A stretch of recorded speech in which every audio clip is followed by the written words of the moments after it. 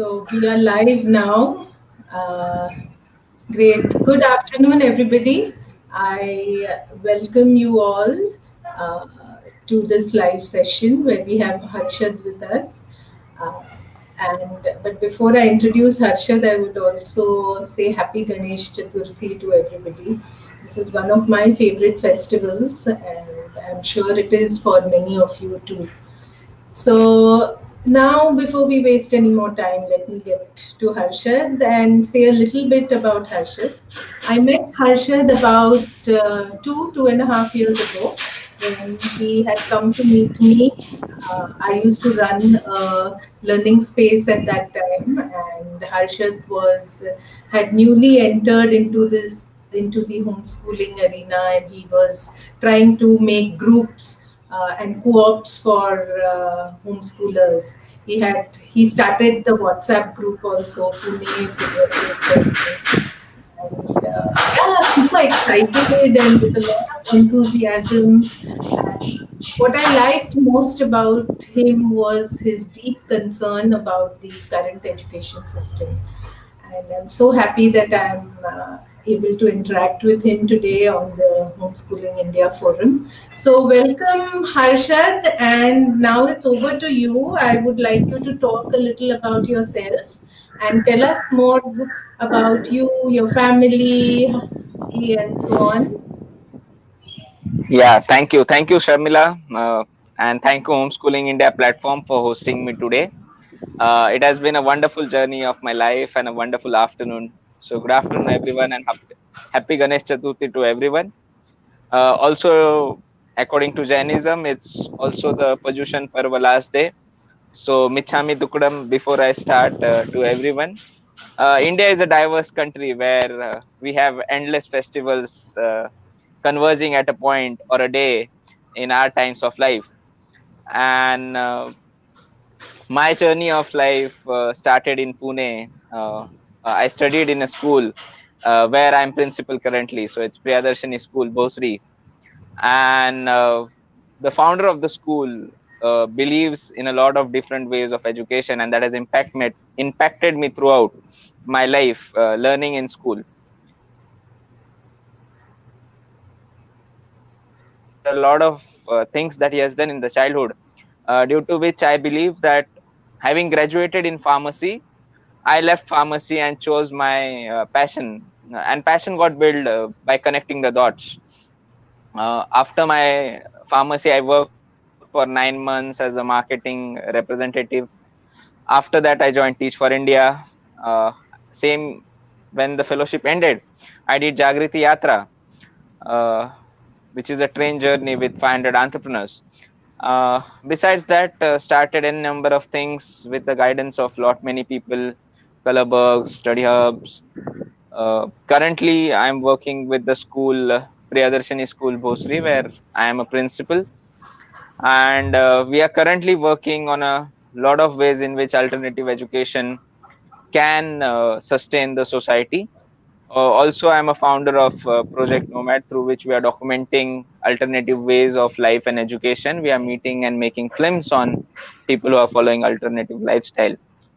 Saurav and Sharmila, I both of them met some 1.5, 2 years back, and a lot of learning from both of these guys. Understanding, because Sharmila ji was already on the journey of her unschooling children, and Saurav had just a 3-year-old son, and I had just got married, and this is the time in 2018 where my child was going to come in the world. And then the thought process started that, okay, my child is coming in this world, so what kind of education do I want to give him? And that is the journey, the inner journey towards myself started. And I would like to add one more name to my history of education, where the founder of Priyadarshini School and the CEO, Jitendra Singh sir, he too believed in alternative ways of education and living a natural lifestyle, which has impacted me. And today, now again working with him and opening up our doors for alternative ways of education in our school has helped me realize that uh, the conventional system needs to accommodate and not differentiate between alternative ways of education. Yeah, on this note, this is all about me. We can move to the next part. Yeah, that's really great to hear. I so wish that many of these mainstream schools start experimenting with alternate ways of learning and teaching, and bring in more child-centric learning where the child is in focus. I think then maybe we may not need to have any more of homeschooling. Then parents would prefer to send their children to school, because children parents would see that children are being valued in these schools. So it's great to hear that, Harshad, and now you're a principal of the same school. So we are hoping to see a lot of experiments being documented and being shared with the world, so that other schools also get motivated to try out these different experiments. Now, to carry on, your journey into education started with your Teach for India fellowship. So, could you share a little about that? And before you do that, let me just share with the audience that today we have Harshad here to talk about a specific topic. He has been working a lot around the whole notion of faileurism, and why do and has delved deeper and deeper into why we have failures in this world today, and are they really failures, and a whole lot of questions around failures. So the notion of failing. So we'll quickly go through a little bit about how his learning shaped, and how he started working for children who were deemed to be failures in life, and how he worked towards building their confidence and building their self-esteem, and showed them that life is a lot more than just passing exams, and passing exams can happen once you know that you have something that you aim for in life. So, Harshad, can you tell us how your journey into education, per se started? Yeah, so my education journey started well before Teach for India. That is in 2010. So I founded Colorbugs, where we started teaching drawing to children. That was out of the need of pocket money. So my father did not give me any pocket money when I was in my college. So since first year of my college, I'm on my own, and that is how then slowly understanding children, the psychology of children, developing patience into children through drawing, improving their concentration through drawing, experimenting, having interactions with parents, like whatever the needs. The journey started in 2010.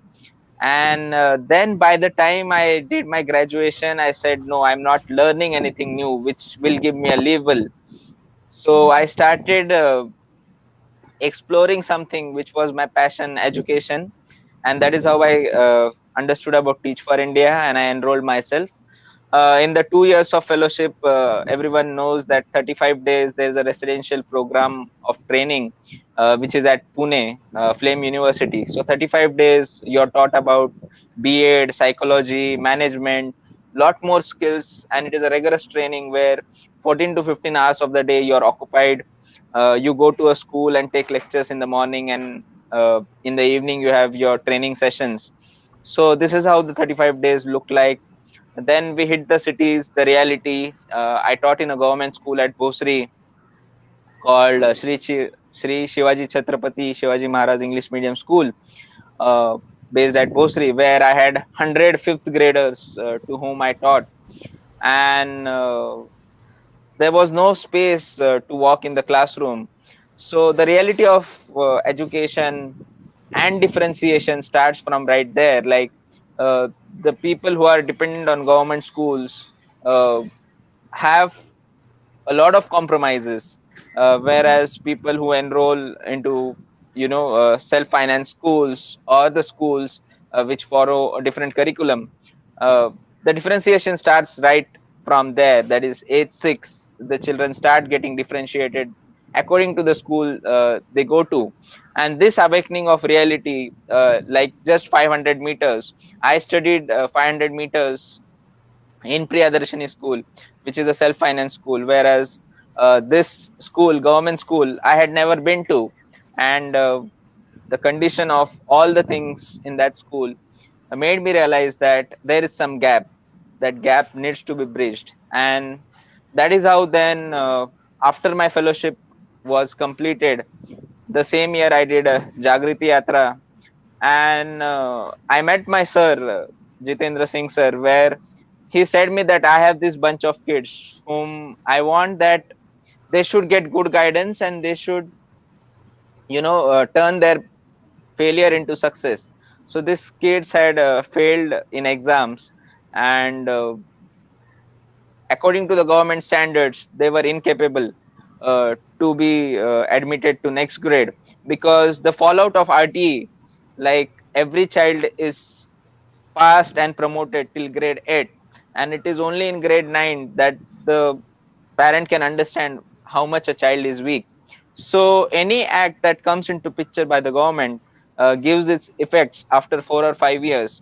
And that is how I'm going to connect again to the new education policy that we might be talking in the later part. That the policy outcome will be decided after 4 or 5 years of experimentation, and maybe then we can talk about it. Right now it's a vision that has come out. So coming back to the story where we started working with kids who were lower order, it is not that they were not good or they were not brilliant, but their interests were different. And from past 3 years, we have delivered 100% results of SSC 10 standard for these kids. And currently this is the fourth batch that we are working on. And due to this work, then sir called me back to the school and I became the principal. So this work that you did was with the government school where you took 100 children and you helped them pass through the 10th exam, right?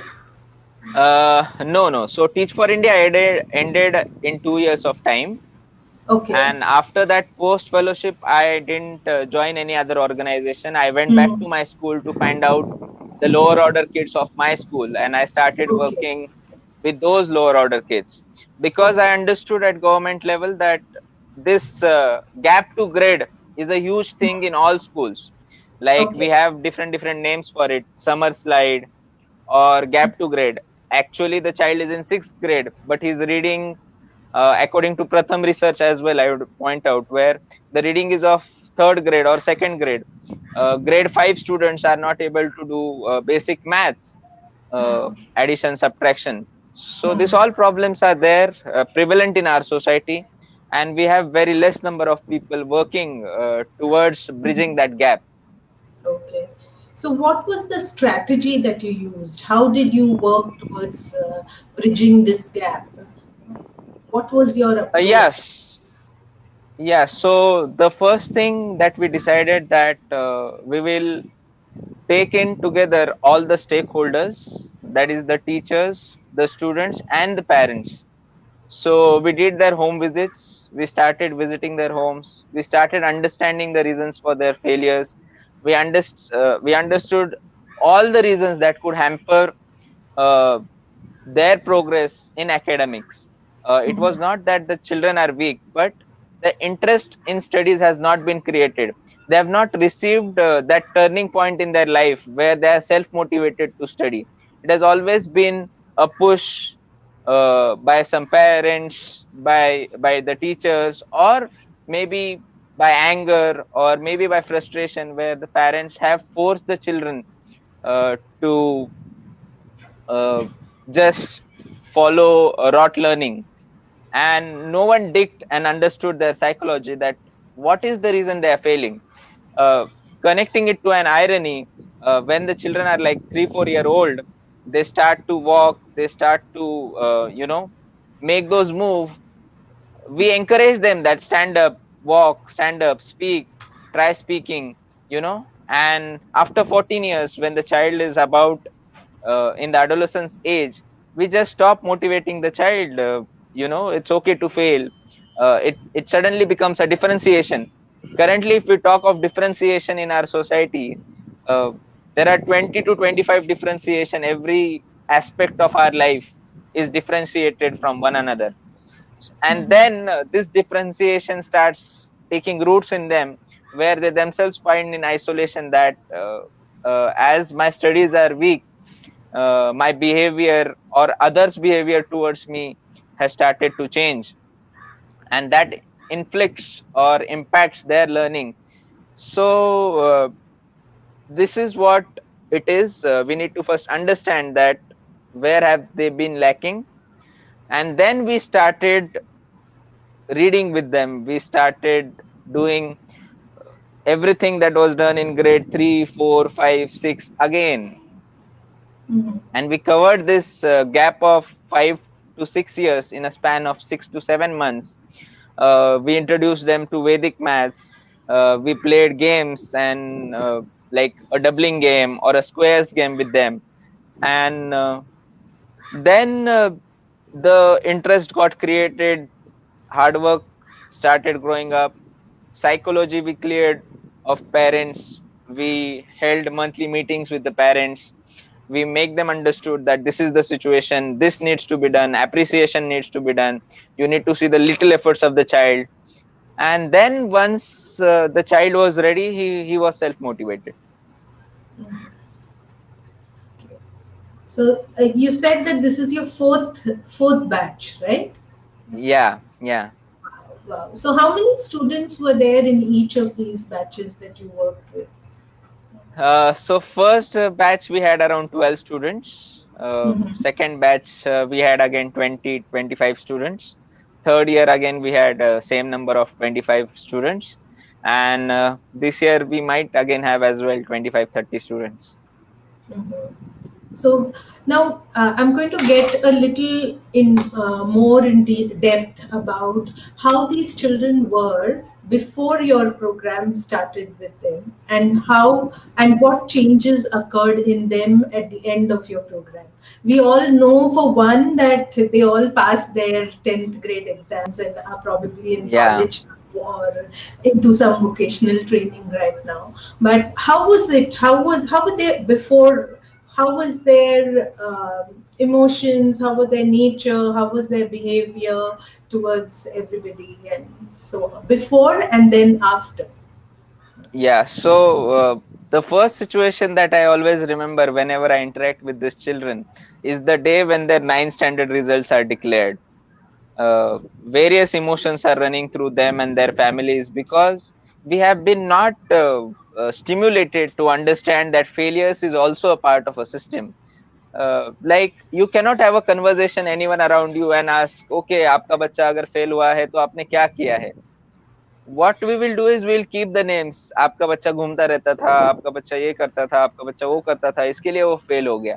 But whereas as a society we don't accept that these students are also a part of us, and we need to have an opinion, not as a judgment but to understand that what are the choices that they took and they have landed up here.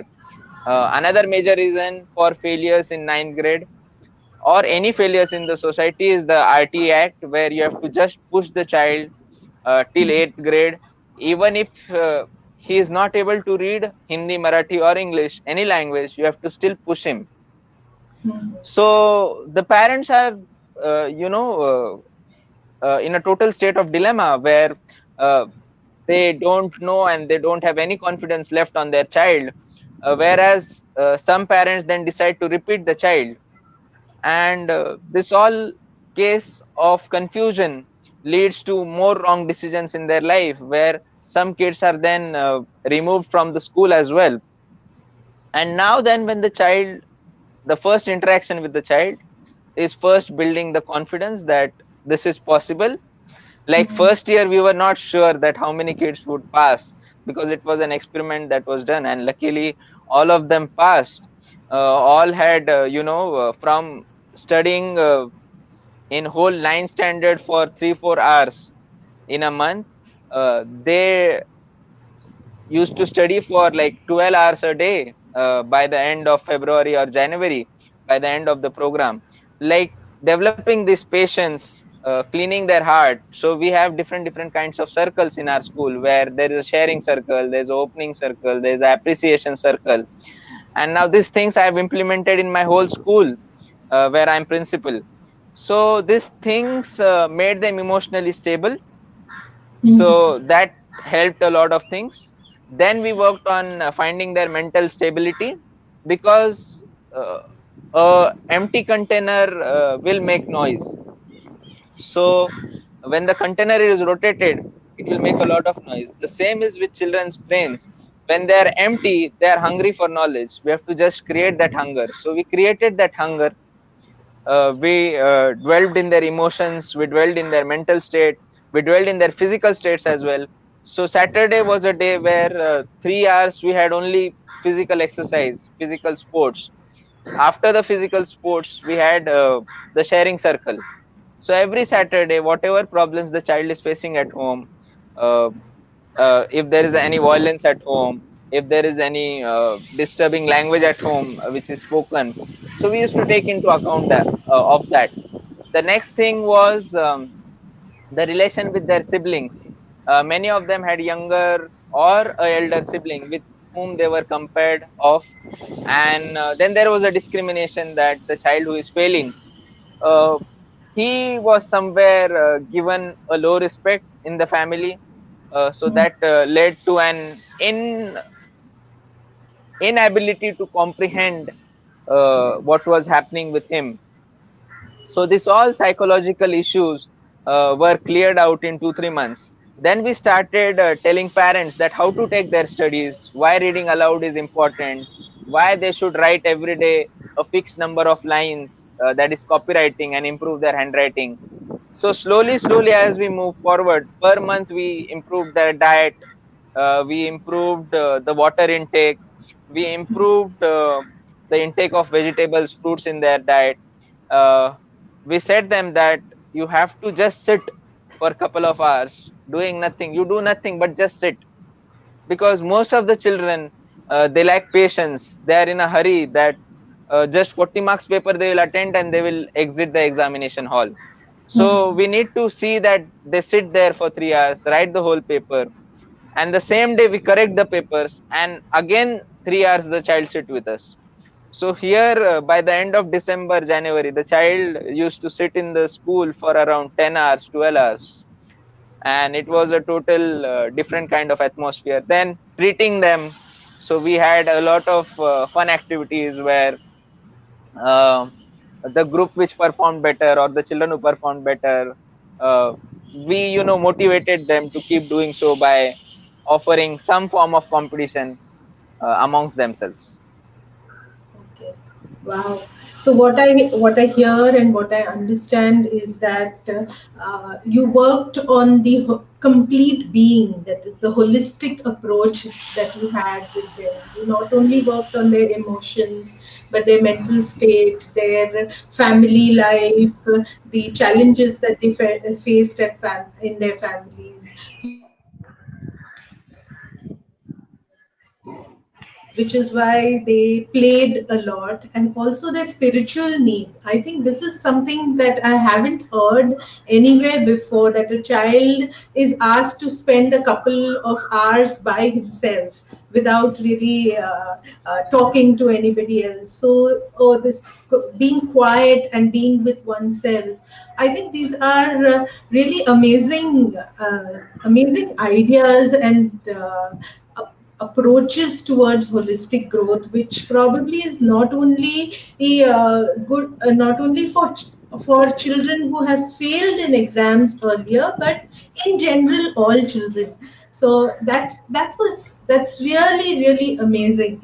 And now to go ahead with our discussion, Harshad.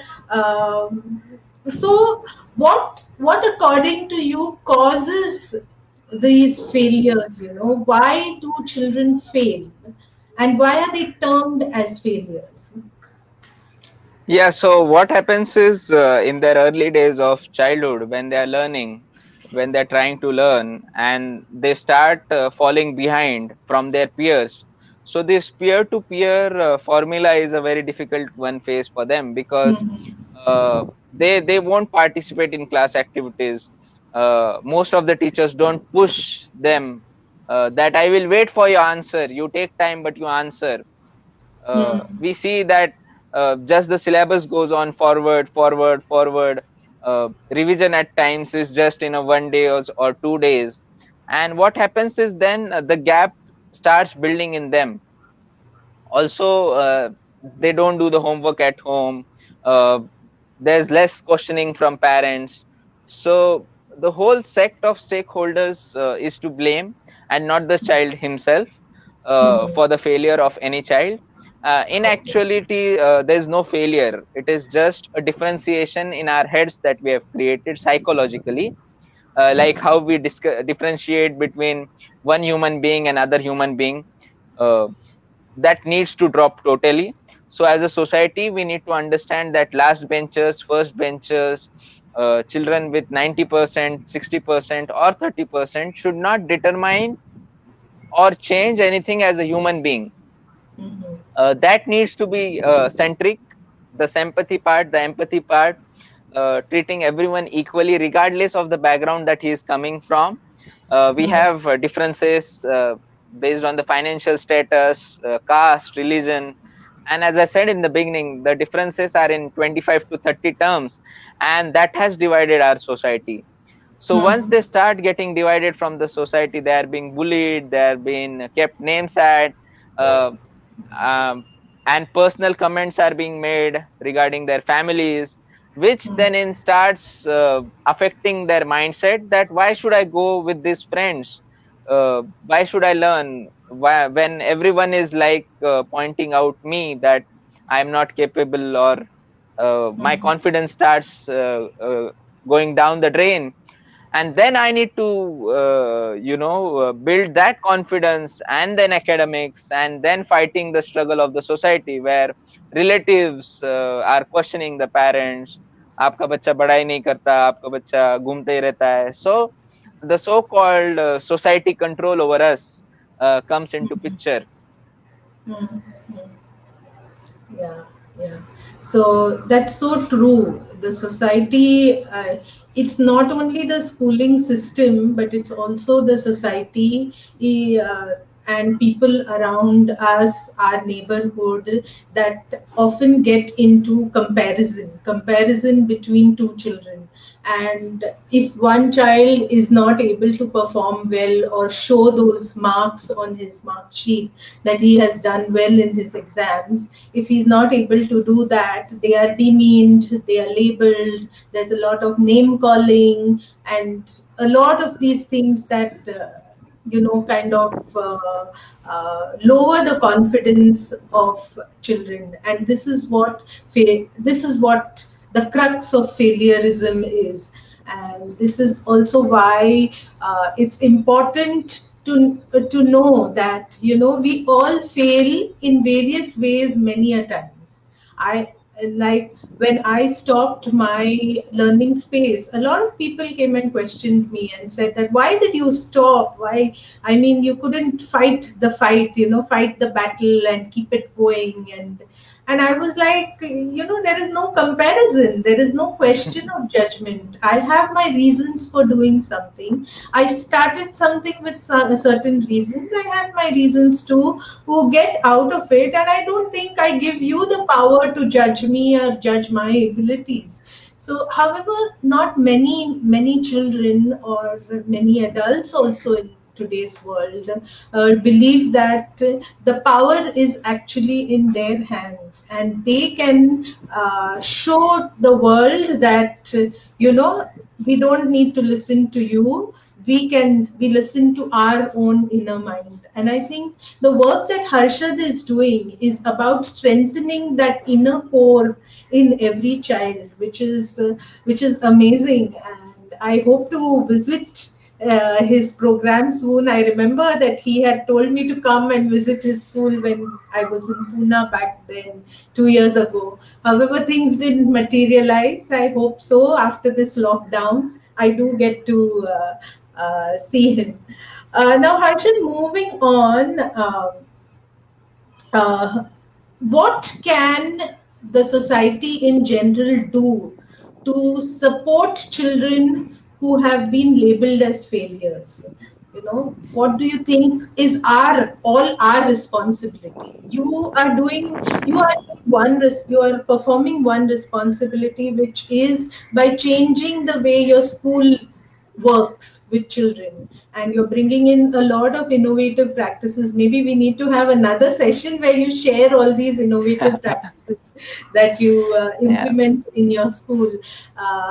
But one is that you're trying to transform your school to accept children and not label them as failures, or first, the ones who come first, so very intelligent children and so on.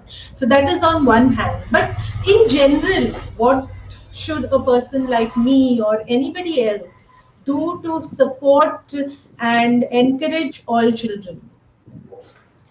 Yeah, so three values every human being should possess with any other human being: uh, acceptance, not forcing each other's views on each other; accepting everyone as they are, not discriminating between human being based on any sort of social differentiation that is there in the society. Like our textbooks also, if you see, we learn opposites in the textbook as rich, poor, black, white.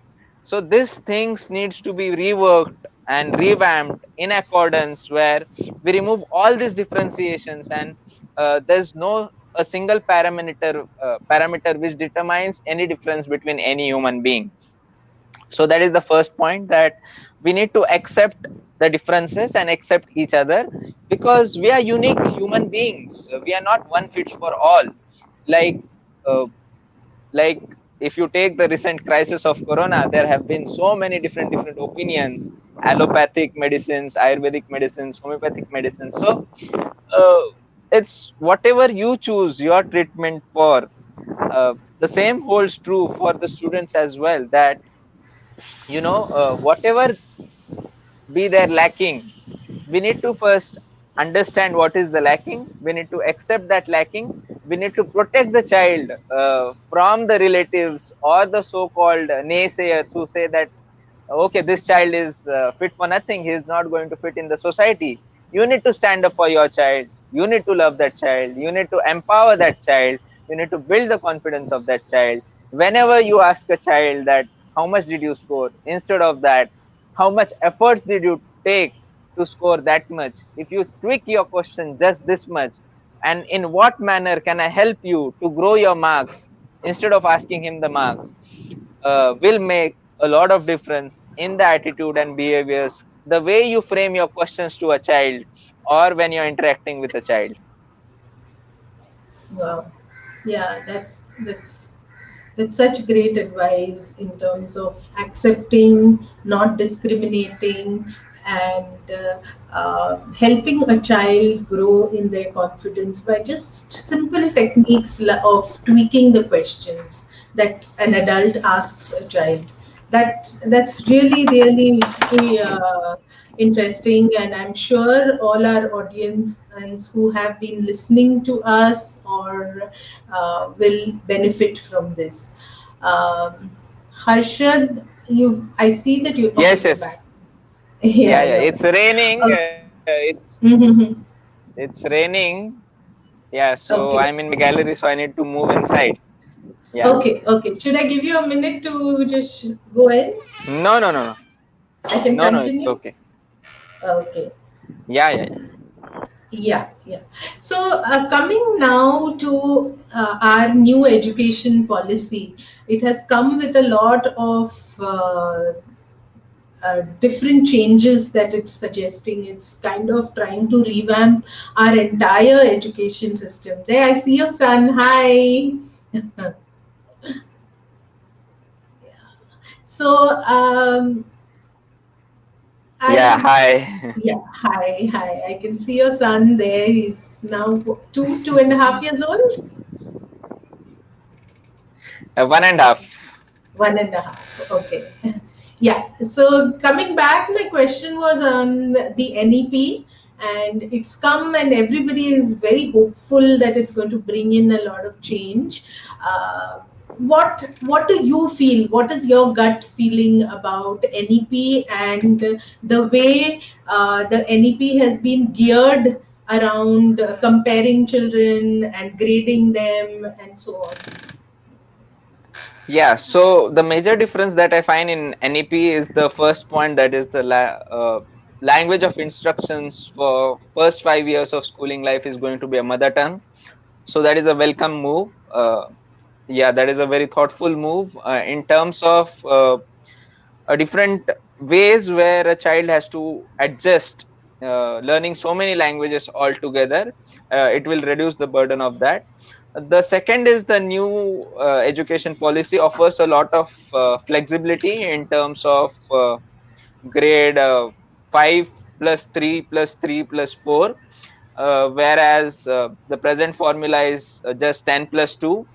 And differentiation in NEP is going to start at grade level 8, where you can opt for vocational courses or the choice of your courses from grade 8 onwards, and do not wait till grade 12.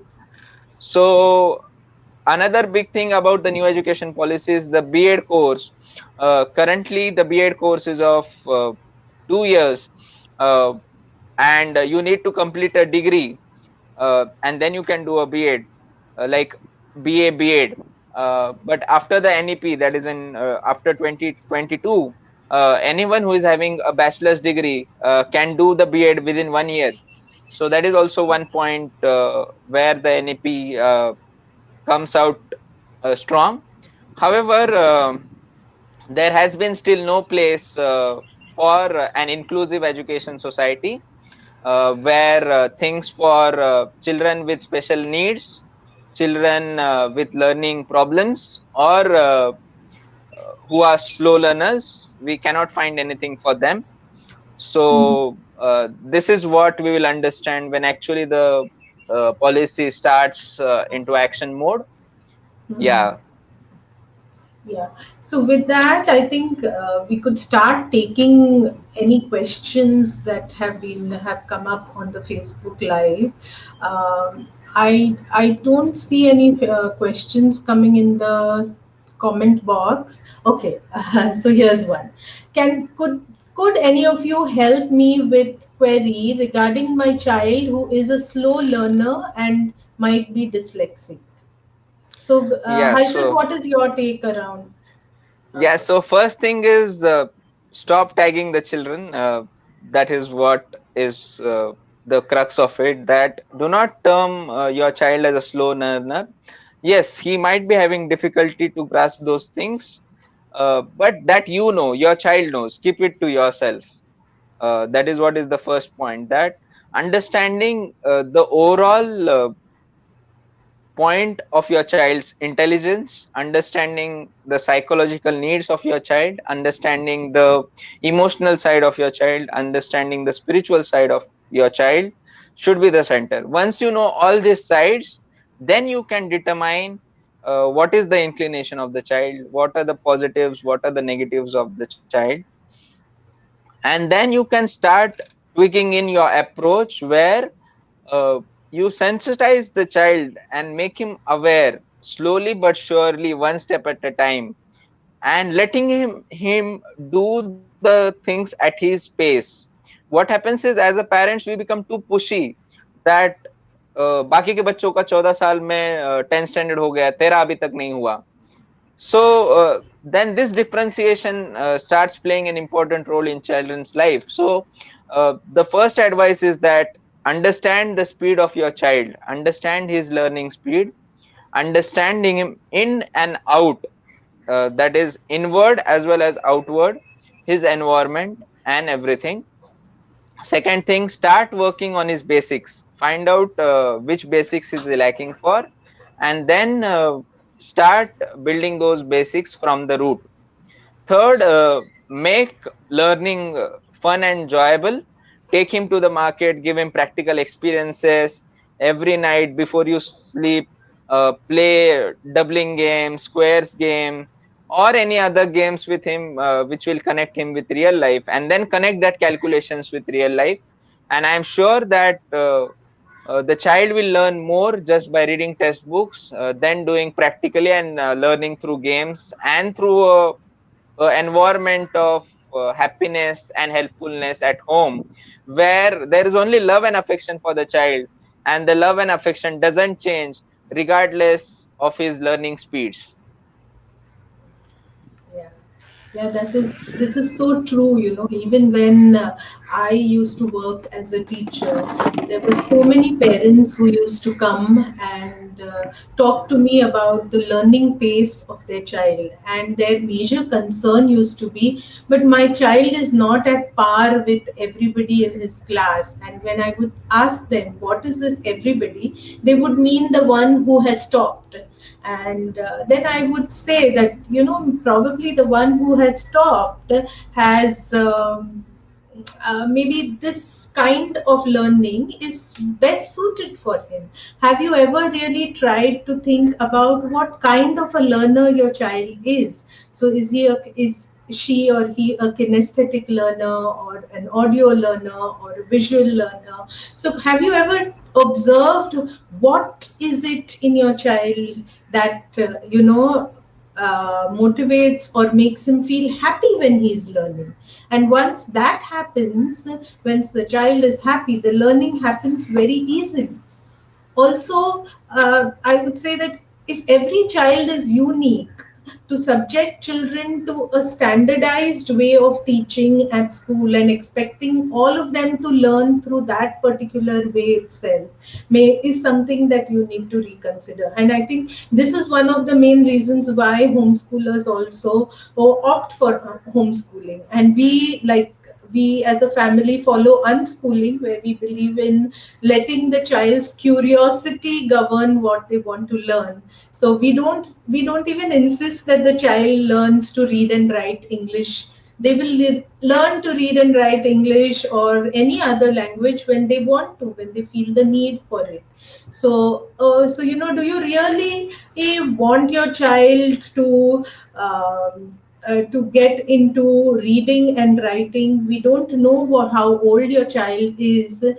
However, I would like you to rethink about that, and to also tell you one example that one learning that I had when my second son, once he had spelled the spelling of soup, soap as soup, SOUP. And then, and when I told him, pointed out his mistake, he told me, Mama, who cares? You've understood what I've been trying to say. Didn't you read the sentence? Didn't it make sense to you? I said, yeah, the sentence, it meant that I knew that you were talking about a soap. So that's it. I have made sense to you, was what he said. And then later on, when I was reading up on languages and how languages developed and how dialects developed, these were the little tweaks that people made in a language that changed it completely to another language. So be happy, in fact, in a way, that if your child is not following a particular language to the T, maybe he's going to invent a new language, is what I say at times. So so with that, let's just see if there are any more questions. Harshad, I am not sure. Okay. I don't see any questions. Probably everybody is having their afternoon siesta after having a modak lunch, right? So, mm, yeah. Is there anything else that you would like to share? Can you tell us what are your plans for for your own son, and how do you plan to educate him, and so on? Yeah, so talking about education of my child, I am going to let him decide whether he wants to go to school, whether he doesn't want to go to school, where he wants to go to a different kind of a school. So I will take him to every available school that is there, in my neighborhood, and let him choose, like let him make his choices. Like he's 1.5 right now, and uh, what he wants, he takes that. He's not going to be satisfied with what I am going to give him. So if his stomach is filled, he will spill the food out of his mouth. So we need to understand as adults that children are more mature than us. They are taking decisions more better manner in which we are taking, because for them there's no confusion. They're clear about what they want, and I can see that naturally when I observe with him. That is what you shared with me when I met 2.5 years ago to you. You said that relive your childhood, not as a father but as a child to the child. So that is how I recollect that when you forget that you are a parent, you forget the fear, you forget the worry that is my child going in right direction. It is just enjoying that moment with him. It is just playing with the child. It is just beautifully living that life where when we were child, we were unconscious that what is happening. Now through our children, we can raise that conscious, subconscious, unconscious, whatever you call it, and relearn, relive those moments with the child himself. Uh, like the child never falls down. Like my child, he will take care that his head is safe. He doesn't understand what is a brain, he doesn't understand what is a head, but he will protect his all body parts. But it is only the adolescence, adultness, that keeps on that we should guide the child, don't do this, don't do that, and then we make him a puppet where we have to just instruct him to do something. There is nothing of his decision making or willpower that we use. If we make them independent decision makers soon and just stand by what decisions they take, I don't believe that there will be any child suicides in India or Hmm. anywhere in the whole world. Because when the child is happy in the environment, in the cushioning, then there's nothing to stop him to reach the exploring of uh, inner journey. That is the Maslow's theory of needs, where children always, or adults or any human being, works on a certain theory of needs, and that motivates them to move higher. That's true. Yeah, Maslow's is one of the first theories in child psychology that I read, and that I was taught when I was doing my graduation, and it kind of changed my world actually at that point of time, because I had never seen things as the hierarchy of needs, and if your basic need is satisfied, then you move on to higher needs, and the last and the most important one being that of self actualization. And when I had my own children, I kept feeling that children, when they are born, are actually self actualized. Somewhere we bring them down, and by once we start controlling them, and once we start telling them that, you don't know, I know better, and you have to listen to me and not your inner voice. And yeah, so it's so important, so interesting for you to be talking about Maslow's theory now. And in fact, all these theories, even when you read Piaget or Vygotsky or uh, all these theories of constructivism, and even the conditioning theories of Skinner and so on, uh, have had a huge impact and on me and the way I parent. So really interesting. I'm hoping there are any more questions. I don't see any coming up. Okay. No, I don't see any question.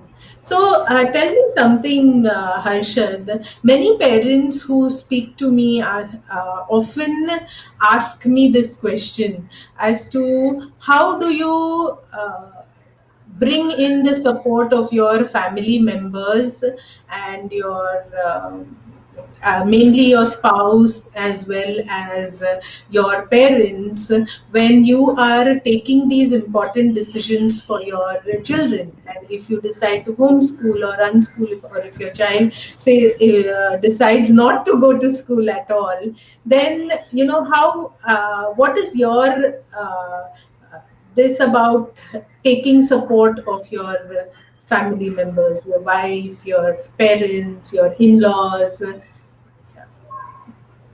Yeah, so there are two kinds of families. One is a democratic family and one is a authoritarian family. That is how I discriminate. I shouldn't be discriminating, but yeah, there is a family where one person says and everyone has to follow the way. And there are some families where collectively they sit together, they understand the plus and minus of anything that they're doing, and then arrive at a democratic decision which might help them. So whenever I take any meetings, the first meeting there is only mother's attendance in the meeting. The Mhm. father is missing from most of the meetings. Being a father, I believe that educating a child is the responsibility of every family member who is involved in the upbringing of the child.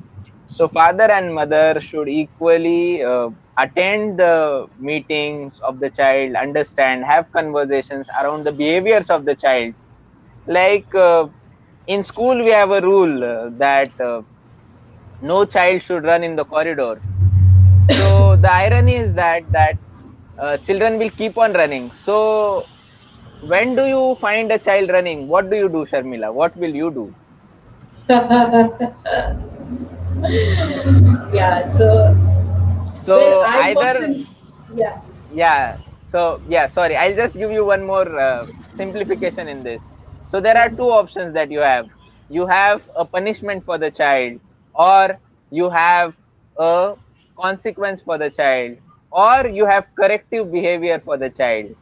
So Sharmila, please answer me that what would you do? So, you know, when I was in school, when I was teaching, and this happened in plenty because no child likes to sit in one place for an entire day. So, in those days, I think I used to get really hassled when this would happen because my worry would not be uh, about the child doing any wrong. My worry was about being caught. One is the child being caught, and then me being caught for not reprimanding the child or trying to discipline him. So my fears came from there.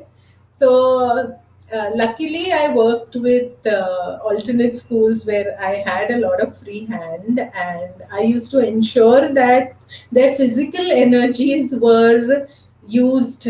You know, they got to use their physical energy. So I used to have a lot of movement even during my class.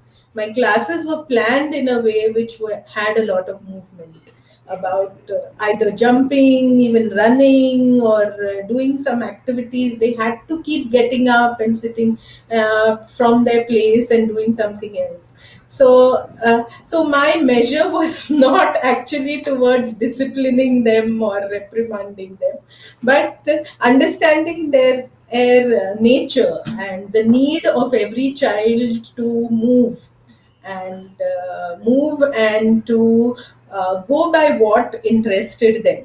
So there were also days when I would see that, you know, there was something interesting going on outside the window, and we would all gather together to see it, because I would know that unless that need is satisfied, the children are not going to come back to focus. So we used to all Yeah. go and huddle around the window and watch, and then at times even have a discussion around it. So those were my days with alternate schooling. But even being in an alternate school, my fear used to be about getting caught by the supervisor or the principal who's coming for her rounds. And I used to literally, you know, get scared as to what am I going to tell them. Yeah, so that's where I come Yeah. from. So now I'll discuss these three options. So if you punish the child commits it again, you're going to increase the punishment again and again. The behavior will not stop. If you give consequences to that action, Maybe for every action you cannot determine a consequence, but if you have a conversation with the child and you have and ask him a question, what will happen if you fall down while you are running? And the child responds, I might get hurt, my knee might get fractured, my hand might get fractured, someone else might get hurt. And then that is the ignition of the sympathy or empathy in the child's heart, where he starts caring for himself, that I should not run, not because of I will be punished or I will have a consequence, but if I run in the corridor, I might get hurt myself in the process. So, this is what changing the conversation, changing the paradigm of having a conversation with the child changes everything. What was the initial question that we were talking of now, Sharmila? Like with the flow we, of, we've yeah, gone with the flow, no? Yeah, the question yeah, was around how do you get the support of your spouse in yeah, everything yeah, that yeah. you are doing?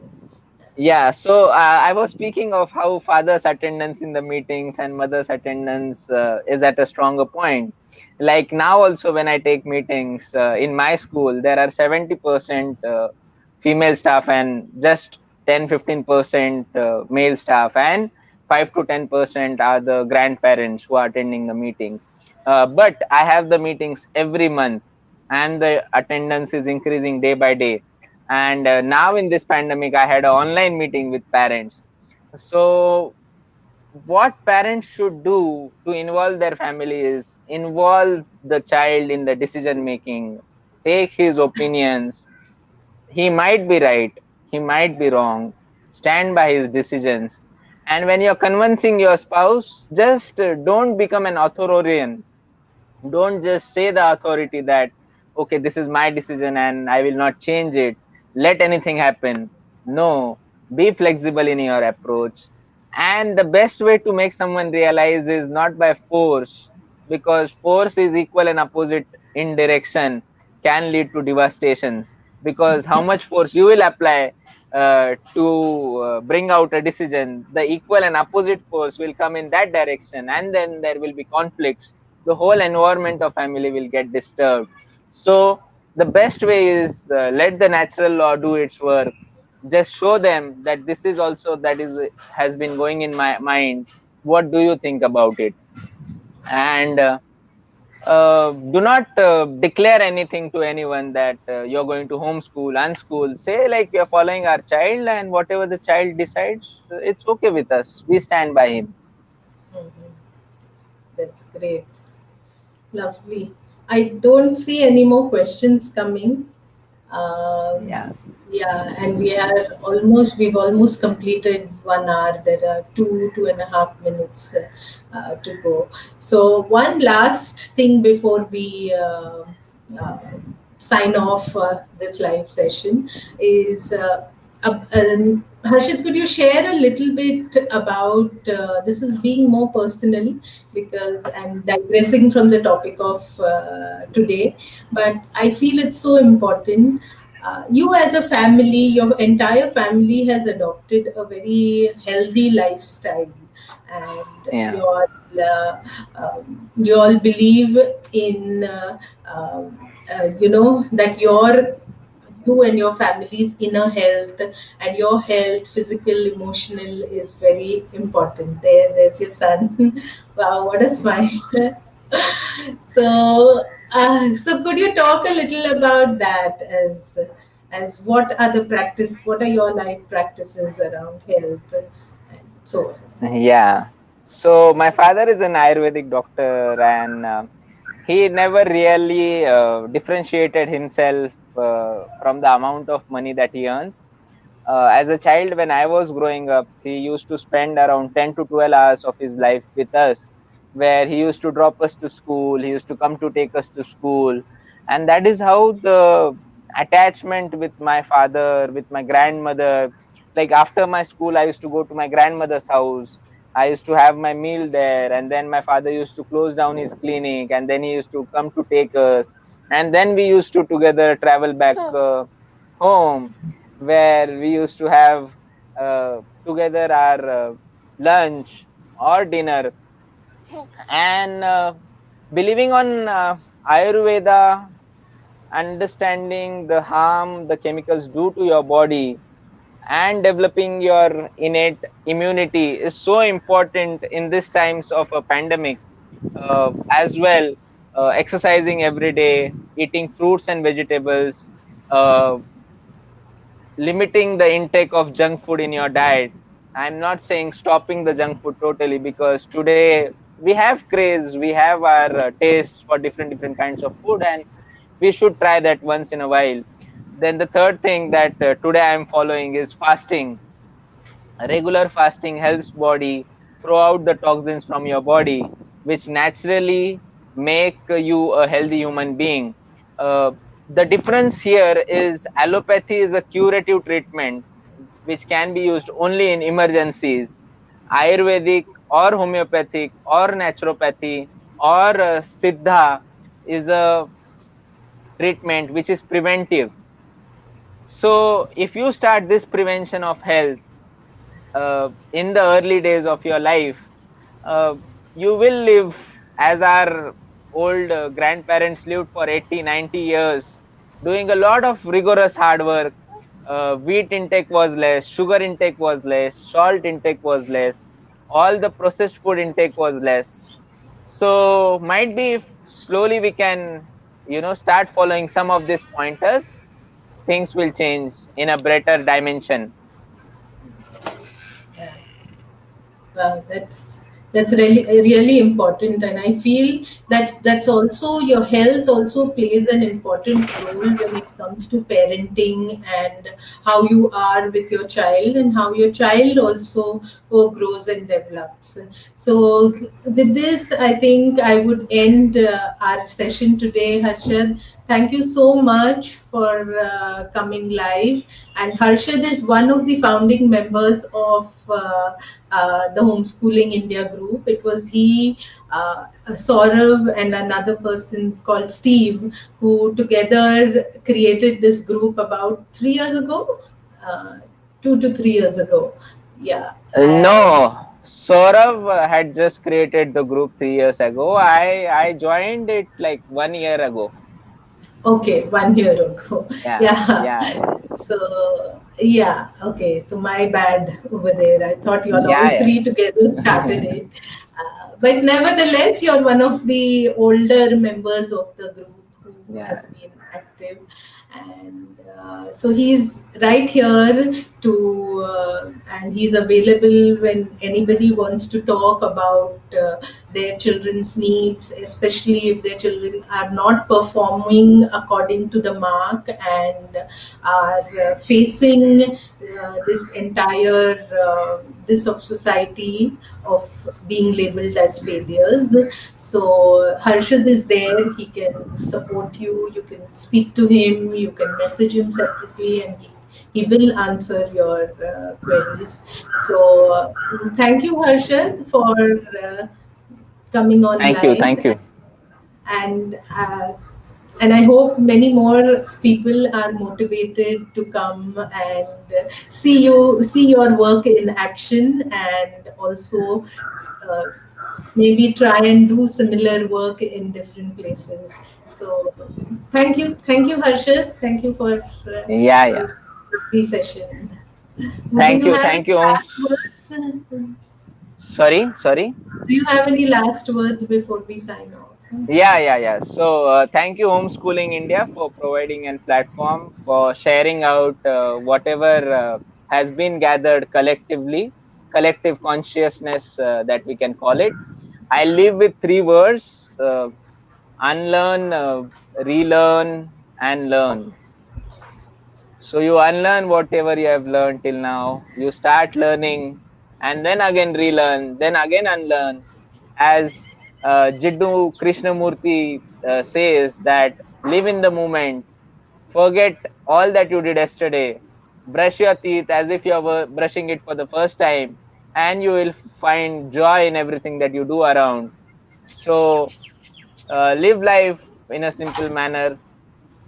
Unlearning is a process which should go hand in hand as you erase the past from your life. Thank you. With that, I think Yeah. let's sign off, and I hope you all had a lovely time. And yes, the recording will be there for people to view. Thank you. Thank you so much.